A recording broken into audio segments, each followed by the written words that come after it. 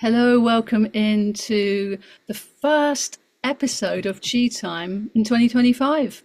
It's me, Clara Apollo here, and I am thrilled to have with me as my guest Ken Cohen, the renowned, world-renowned Qigong and Tai Chi Grandmaster and Chinese language scholar and former collaborator with Alan Watts. He's the author of The Way of Qigong and more than 200 journal articles on spirituality and health. Ken's presentations have been sponsored by the American Cancer Society and Health Canada, the International Conference on Taoist Studies in Taiwan, and numerous universities. Ken is a dynamic and inspiring teacher, I can certainly vouch for that, with more than 50 years of experience and is the winner of the Lifetime Achievement Award in Energy Medicine. And he's here with us today to speak about the workshops that he's going to be running in the UK in May, particularly the Coiling Silk one in Glastonbury. And of course, he'll be doing the Snake one up with Alternatives in London. But also I'd like to speak to him about the Year of the Snake that we're just going into here. So, because we're recording this on Monday, the 27th of January. So welcome back to Chi Time, Ken Cohen. Thank you, Clara. It's an honor to be here. And if my work is inspiring, which I'm delighted to hear you say that, but if it's inspiring, it's in part because I get very inspired by my wonderful students and watching them practice and seeing them grow, hearing their questions, interacting with them.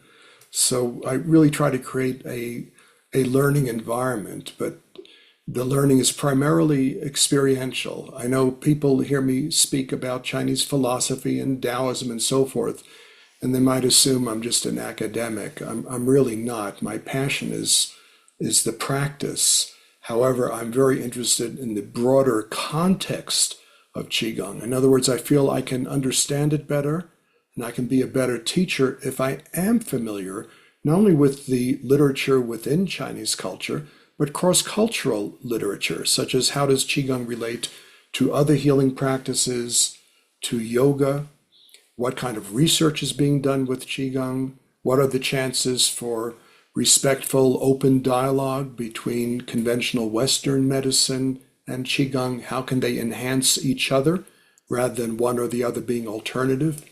So again, in the workshop that's upcoming this May, both the one at Glastonbury that you're kindly hosting and the one in London through Alternatives, it really will be an experiential workshop. You'll learn things and be able to take them home and practice. It's not just a sampler or a way of enticing you to take more classes with me. I mean, I'm delighted if you do take more classes, but it's not necessary. I try to make every course complete in and of itself, so that students can have something that will be of real value to them in increasing their well-being, state and general health, addressing different health challenges, and of course, developing a more aware and peaceful state of mind. Yeah, that's so important at these ever-changing times. And I mean, it's always been pretty chaotic down here on planet Earth, really, hasn't it? Throughout all sorts of different eons and decades and all sorts. But particularly now, it seems to be ramping up and increasing in intensity. And so the call for our personal practices, I think, is even louder. And the call to self-mastery, because there's only so much a teacher can do. You show us the way, but this call to actually coming into your practice and remembering how important it is for you. That's right. Well, it's like Bruce Lee said, if someone points their finger at the moon, don't look at the finger, look at the moon. And, you know, in terms of there always being chaos and stress and so forth, I would say it's gotten much worse in recent times. It's gotten bad since the Industrial Revolution.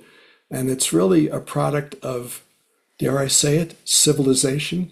I remember speaking to one of my Native American elders. Some of you know that I kind of wear two hats. I'm equally trained in indigenous medicine. And this particular elder was Innu, not Inuit, but Innu. They're from northern Quebec in Canada, Labrador, Baffin Island. And he said to me one day, with his usual mischievous humor, he said, "Ken, do you know what the word civilization comes from? What is its etymology?" I said, "No, I'm not sure."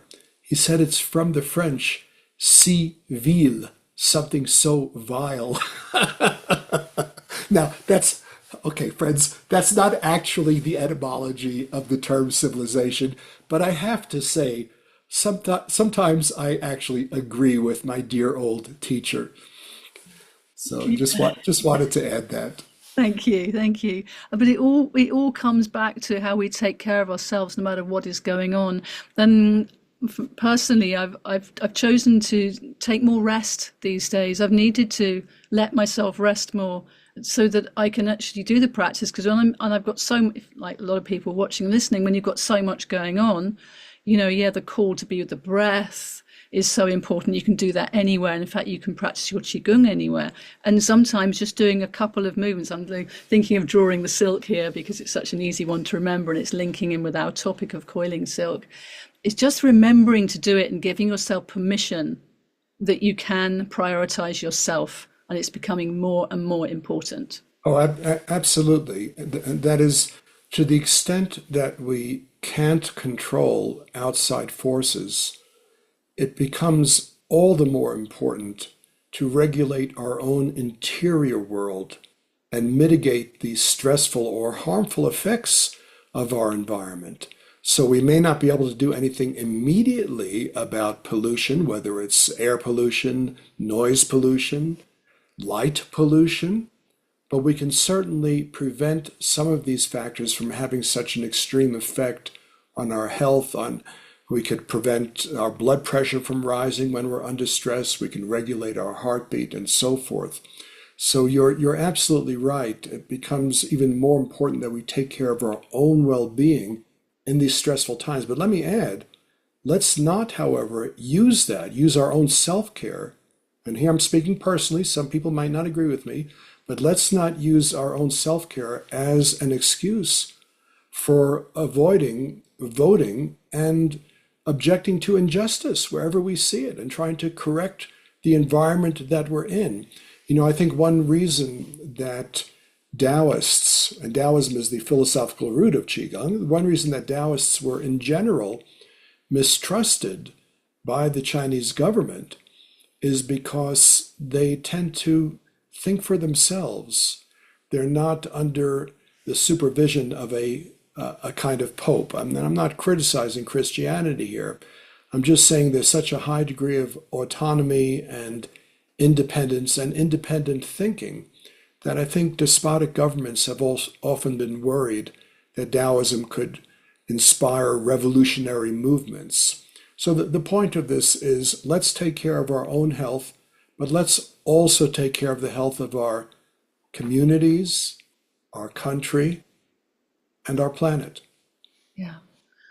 And it all stems from self-care first, because you can't serve from an empty well. So Exactly. it's that, you often mention to people, it's worth doing this practice, yes, for yourselves, but also to increase your vibrational frequency so that you have a higher vibe that you're walking into the world. But also it gives you the energy to follow through with things that you really want to do and stand up for, and be able to help others. So I think that it's self-care. It says the word self, but actually it's just care, isn't it? And it starts with So, you, because you're the one that's in charge of your body. You've been given this sacred vessel to house your soul, to move around the world. It's not just a bag of meat and bones. It actually is it's a blessing to have been given a body, and sometimes we can forget that. And so that's right. And as you say, we want to have a kind of contagious healing presence. yes. So just through who we are, we help others to heal. And that's another very important reason for doing Qigong. So every interaction with another person can be a healing help, a kind of encouragement to help them on their own path. So going back to this topic of revolution and what's happening in the world right now, and as we're coming into the year of the snake, in fact, a lot of you probably watching or listening to this, we will already be in the year of the snake in traditional Chinese medicine. It's the Chinese astrology, isn't it? And the snake is next. And Ken has a wonderful blog on his website, qigonghealing.com, that you can read more about it. But as he's here in the Chi Time hot seat, I would love to ask you about the almost the predictions, for want of a better word, with this wood snake year, isn't it? That's That right. we're in, and this energy of revolution, and what this seems to be calling in at this time. Right. Now, what you mentioned, energy of revolution, I think most people would not really associate that particularly with the snake year, although the snake certainly does shed its skin, so it releases the old to make room for the new. And the snake is also a great symbol of chi because you pick up a snake as I've done, at the head, the tail, or in the middle, and it feels absolutely fluid, soft, like a great, I don't know, Qigong master who has even chi all over the body. Because if you have too much chi in one place, you've got inflammation and excess. If you've got too little chi in another place, you've got depletion, weakness, lack of energy. So what you want is evenness of chi, and the snake is a great symbol and teacher of that. But in terms of the yearly symbolism, you all know that the years in the Chinese calendar are, you could say, governed by a particular animal. So people might ask you, oh, are you born year of the snake? Are you born year of the horse, year of the rat, year of the dragon, year of the ox, year of the monkey, and so forth. But what is less known is that each year has both an animal and an element. So this year is a wood snake year. The snake itself relates to an element, and the element of the snake in Chinese astrology, I'm not talking about the snake as a representation now of a particular kind of physical skill, but rather in Chinese astrology, the snake is fire among the five phases or so-called five elements. Well, if you've got a wood snake year, you have two primary elements, wood and fire. That could mean possibility of more natural disasters, fires, as we're seeing recently and still in California and around the world. But in general, it seems to be a harmonious relationship. So there is reason for hope because wood creates fire. It would be a different situation if you had, for example, wood and metal. Metal chops wood. So that would be a disharmonious or potentially destructive relationship. But when you have wood and fire, it's harmonious. However, and here's what you were referring to when you mentioned revolution. There was a very famous philosopher who lived about, around 1,000 years ago, actually, during the Song dynasty. His name was Shao Yung. And he's especially well known for having developed various systems of divination based on the I Ching, the classic of change, which is read as a book of philosophy as well as a book that can potentially predict the future, or at least predict future trends. Well, in this ancient text, the author, Shao Yung, relates each year, again, each year meaning the year as governed by an element such as earth or wood or fire and so forth, that each year of the animal with the element. So this is a wood snake year, right? In Shao Yung's writings, in one of his books, he says that this particular year relates to a certain chapter in the I Ching. For those of you who have the text, it's available in English. In fact, many translations are available. Look at chapter 49. Chapter 49 is called Revolution. And it is composed of two parts, a symbol for a lake over a symbol for fire. This means several things. On the one hand, the lake, in ancient Chinese thought, the lake represented joy, because people have a joyous feeling sitting by or looking at a beautiful lake. And the fire represents clarity, especially clarity of sight and insight. I'm going a little beyond what I wrote in my blog right now, by the way, as you might notice. So perhaps since this year is related to chapter 49, Revolution, which is lake over fire, it's giving us advice not to despair in spite of revolutionary changes that are occurring. And remember, revolution is not always good. There have been revolutions where a country's been taken over by a despot, for example, or the Industrial Revolution, which had, to me, as many bad things as good things about it. But this particular chapter is telling us to not give up, to maintain our joy and our sight and insight, and pay attention to our dreams. So that's one level of this I Ching philosophy relating to this particular year of the snake. But another aspect is that if you have a lake in the upper symbol of this chapter, and a fire underneath, the water is putting out the fire. So there's, again, I hate to say it, but a strong potential for continuing conflicts, both political and forces that are working to perhaps increase pollution or in some ways destroy our environment. So we really need to be vigilant. And let's go even one step further. If you look at the etymology of the Chinese word that represents this particular chapter, revolution, if you look at the etymology of this ancient word for revolution, it was originally a picture. Remember, Chinese characters were, at least in the early days, truly ideograms, pictograms. They represented, you could see physically, visually, what it represented. So the word for the sun looked like the sun. The word for the moon looked like the moon. Yeah. So the word revolution seems to be a picture of an animal skin that's stretched out, maybe because it's being dried or because it had been tanned. But there's also a theory that it represents a shaman covered by an animal skin.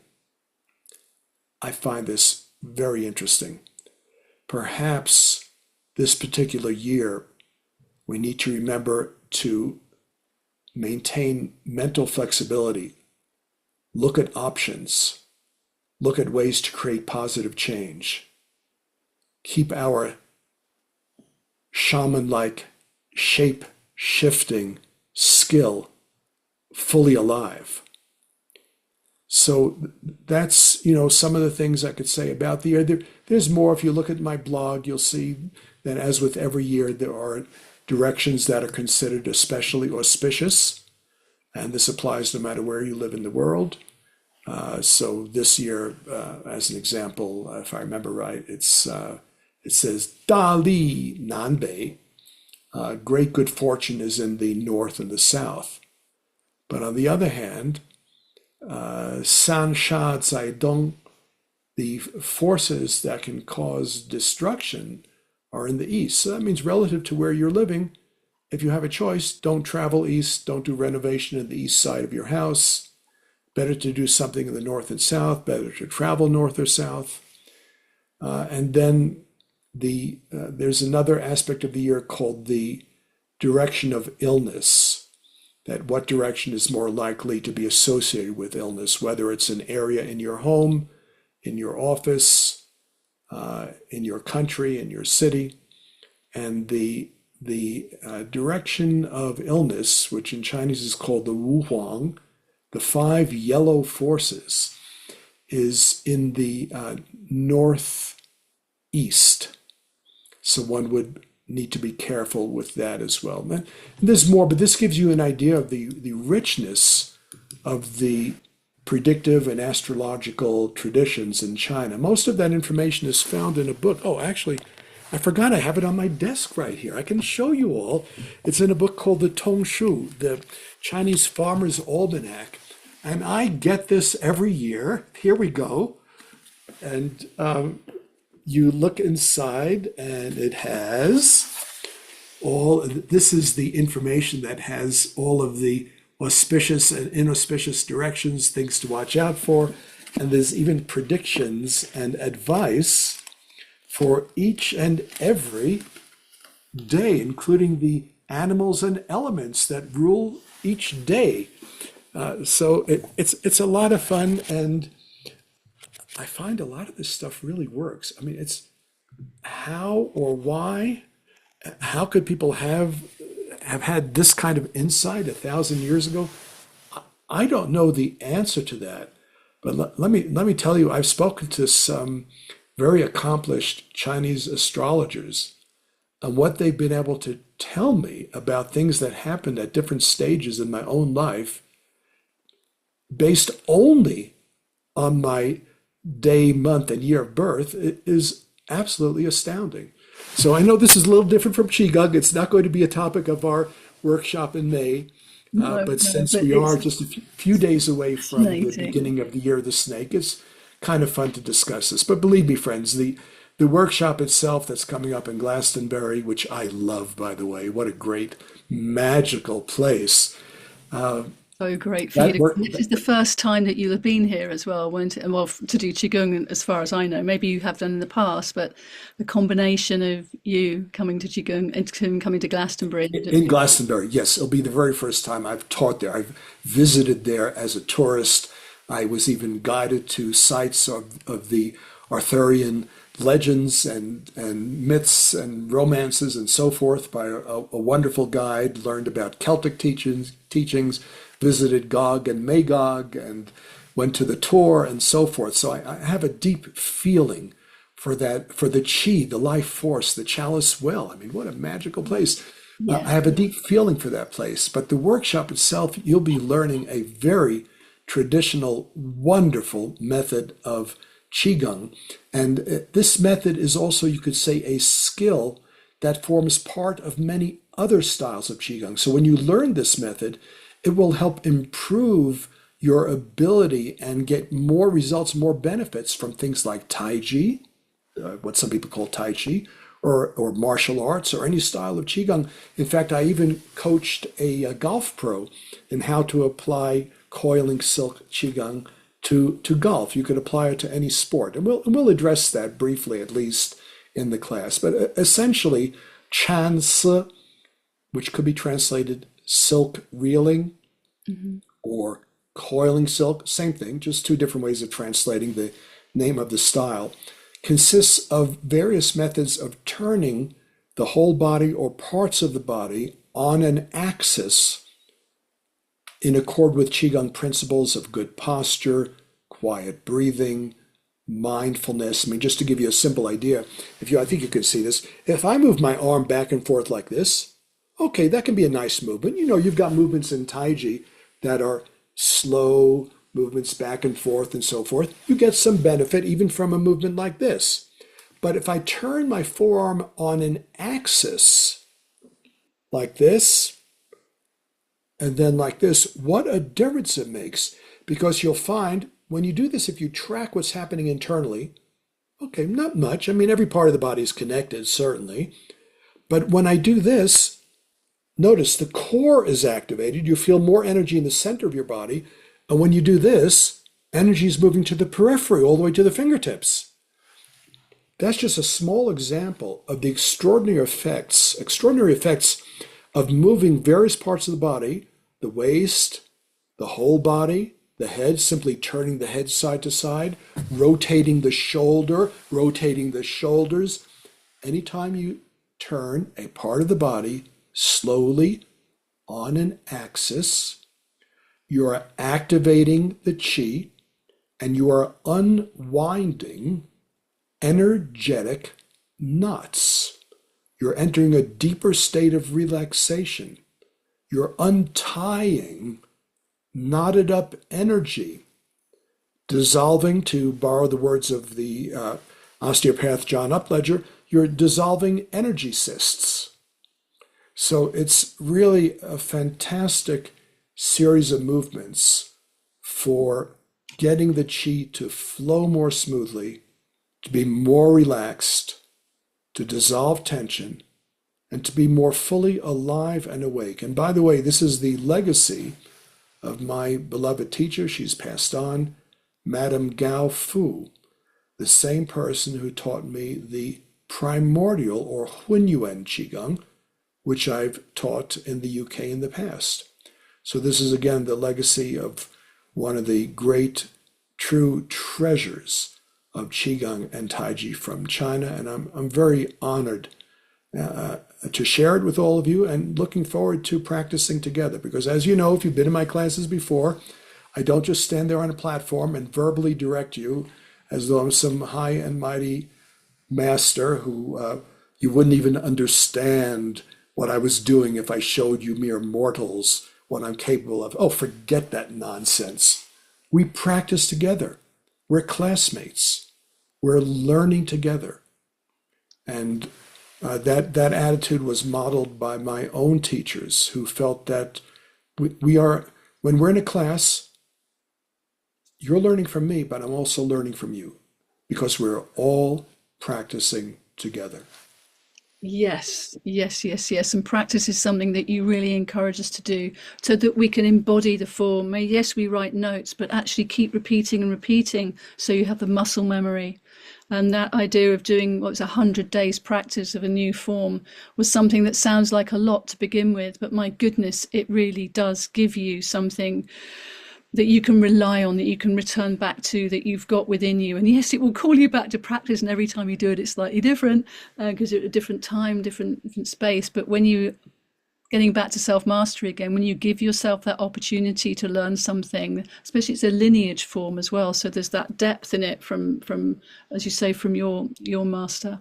So just to sort of complete, there's something that we, as you were doing that movement, I really felt the sort of like, it was like a dragon energy coming through. I know that sort of twisting movement, and part of the Coiling Silk workshop, you're going to be including the Bagua circle walking, and that, I believe, did you say was linked with the dragon?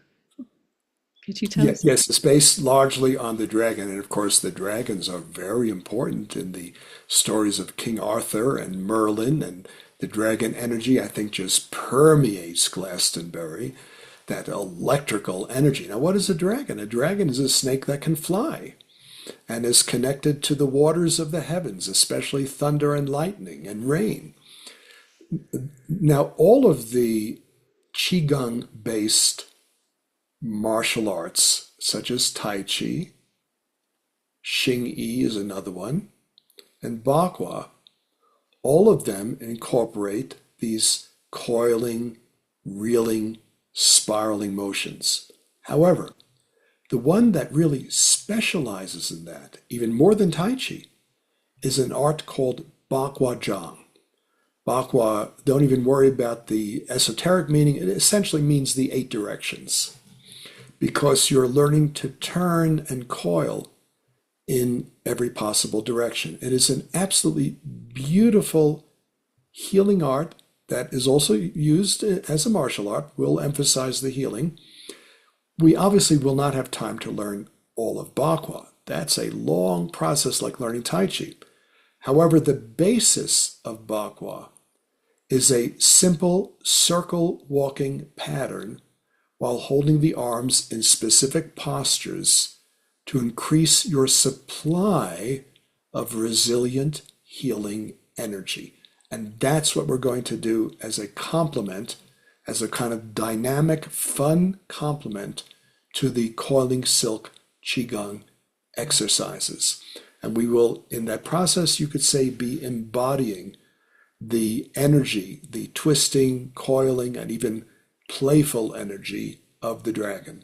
Yes, fabulous. And we'll have time for some meditation as well. And I'm sure that Ken is going to share some of his stories and poetry, which is always lovely to experience. And so just because you said the dragon, and now we're in a snake year, and now we've come out of dragon into snake. It doesn't just happen overnight, does it? Can we can feel already that there's some snake energy coming, and does the dragon? How does this happen? What are you? What Well, did you can feel that there are different stars in the sky, you could say, having a greater or lesser influence. For you? example, the moon feels different when it's new or when it's full or when it's a quarter moon or when it's waxing or waning. The sky feels different when you see Venus in a certain part of the heavens and the next night you see Venus has moved over just a little tiny bit. So yes, you can feel the energy of the dragon is decreasing and where there's something in the air. I mean, we're already in the Chinese New Year's period. There are different preparations that start, especially a week before the New Year. But there really is a transition. There seems to be an energetic change that occurs on Chinese New Year's Day. And it's not simply, okay, we're getting a little warmer, it's a little closer to springtime, it's a little closer to springtime, and now it's spring equinox, and now it's officially spring, and it's still going to get warmer. It's not quite like that. I mean, yes, there are cycles, but in the case of the animal years, there is a definite shift as we come into the year of the snake, which changes again when the snake year is finished about a year later. So, and we're also the new moon that we're connecting in with is the new moon in Aquarius that a lot of people are speaking about, how this is the dawning of the age of Aquarius, and this coming into being like being able to change and adapt, which is a core principle of Taoism, of course, as you've said, is no matter what is happening, that ability to be able to self-resource, be self-resilient, and have the energy to be able to be of service in the best way you can. At Yes, whatever, and of course it is a lunar new year, as you yes, mentioned, with the moon, with the moon in Aquarius and so forth. So it's usually I believe it's the second new moon after the winter solstice. And actually, it's more proper to call this not the Chinese New Year, but the Lunar New Year, because it is certainly equally important and celebrated by so many Asian peoples, including all through Southeast Asia and Vietnam, big Lunar New Year celebrations. So let's not just limit it to China. It's an Asian celebration. yes, yes, indeed, indeed. Wow, thank you so much. I would love to talk to you more, but I know that our time is coming to an end for this particular episode of Chi Time. So if you would like to find out more about Ken Cohen being in the UK, well, in Glastonbury particularly, come over to my website, clarapollo.com. It's on the front page, we'll guide you in, and would be happy to assist you with your booking if you have any trouble with it. Would be really, really happy to invite you into what feels like a very special and auspicious training, because you've not been to the UK for a couple of years, have you? We had all that. Oh, were you there? Were you here last year? I didn't make it. I can't remember. I remember we were going to do the five animals, and then COVID Right. hit No, and it's that. been a while since the Yeah, pandemic, actually. it has. So It's been like yeah, I five really look years. forward to being back. Yeah, absolutely. And of course, Ken's website is qigonghealing.com. And I just want to show you before we go, my nephew's just been to China and he bought me this back. Oh, Some qigong, some tea, some good lucky wonderful. with a dragon on it. And yes, yesterday I strangely found an old box of my son's things, and look what I found. A snake skin. There it is. Symbol of spiritual rebirth. And why did I find this yesterday? Who knows? But magic is definitely happening, and your energy is important. And so, taking care of yourself so that you can be of service in the world is really, really key at this time. So, thank you, Ken. Is there anything else that you would like to share with us just before we close? No, just look forward to seeing so many people in person. And again, you can find more information about my own work, including that New Year's blog on qigonghealing.com. Qigong spelled Q-I, not Q-U-I, Q-I-G-O-N-G, healing, all one word. You'll also see a place for filling in contact information if you'd like to subscribe to my free newsletter. And until we meet, hopefully this spring. Definitely. Thank you so much for everything that you do and be and bring to our world, and what you have taught me about my Qigong practice and what I've then shared to my students and friends. So thank you, thank you, thank you, and thank you. Thank you. Oh, thank you all for listening and watching. See you next time. Happy Lunar New Year.